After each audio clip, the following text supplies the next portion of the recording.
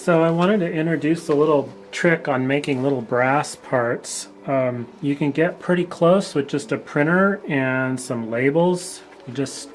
I use this Avery package label. You print out what you want to cut out onto a label stock,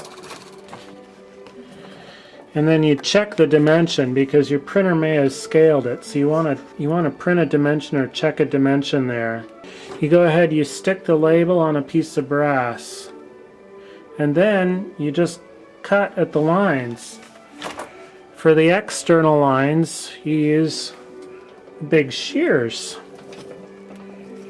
And I will attempt to demonstrate that.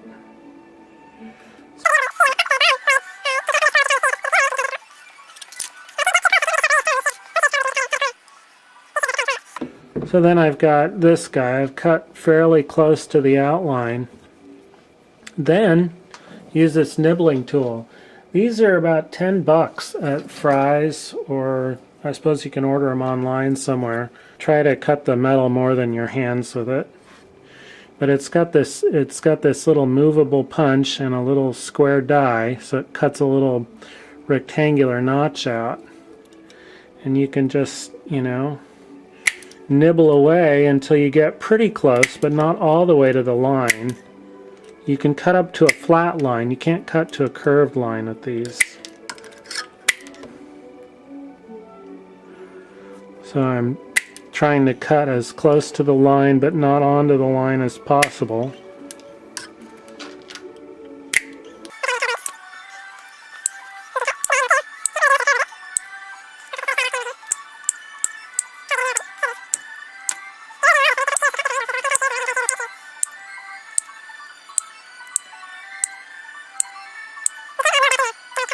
So if you have it, a round punch is great to do the curve in the center hole. If you don't have it, well, that's okay too. Don't just stick a drill bit through sheet metal unless you know the super secret trick. And we've got kind of the round hole started. I'm going to nibble out the rest of this, or maybe just even use the shears to cut the rest of it. There we go. And now maybe I'll go through with the slightly smaller scissors. Trouble is I don't have the label on both sides.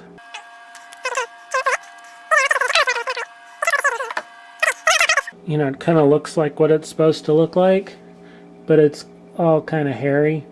And I've still got the lines left on the label. So what I do is I stick this in my vise here so that just the top of the metal and the line is exposed.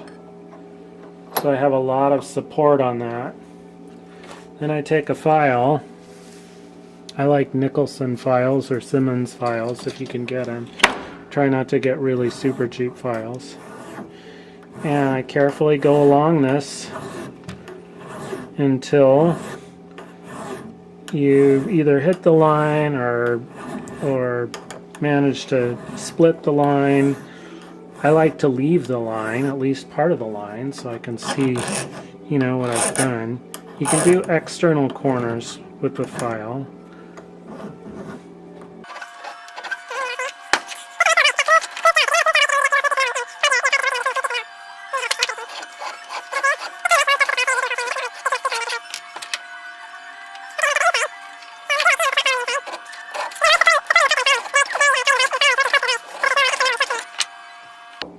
So then I go through with the round file and finish the round edge.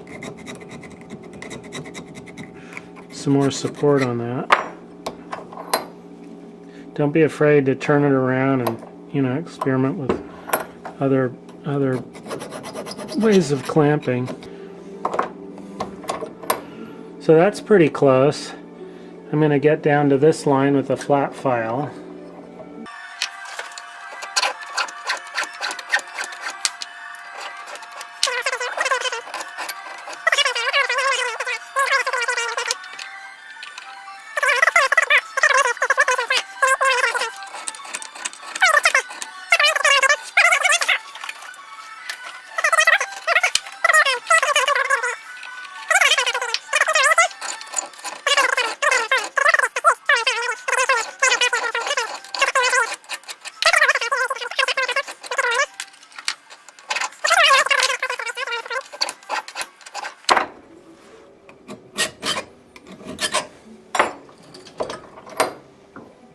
Okay, so I got this side just about right. I'm gonna, kind of round that off with the finest tooth file that I've got. Make a nice round corner there. Flip it over to the other side.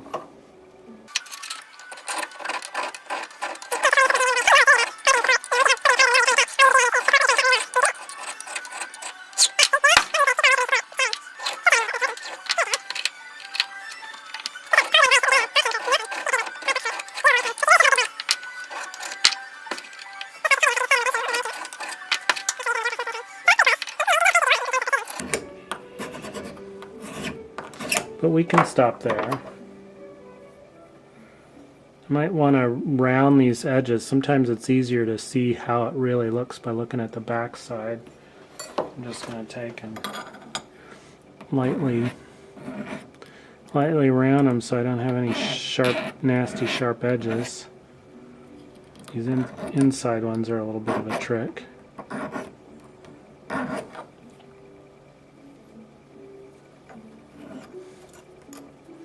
So that's how you can make just about any shape that you want, just with a file and a printer and some label stock. Okay, and then for removing the label, anything you use to get labels off, I kind of like using flux remover. I got some Scotch-Brite here, that'll help. Scotch-Brite's really wonderful stuff. It's actually an abrasive embedded in plastic.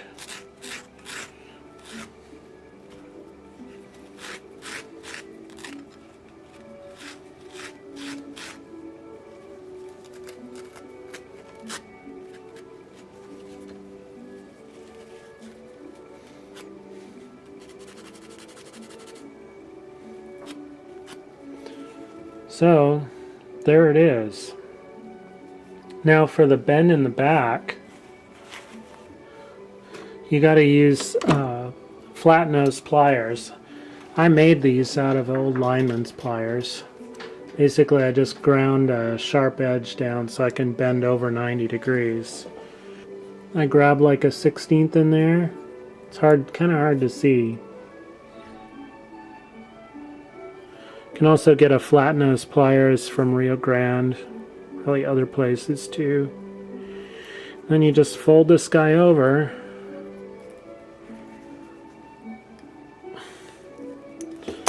So this bend isn't all the way at 90, you know.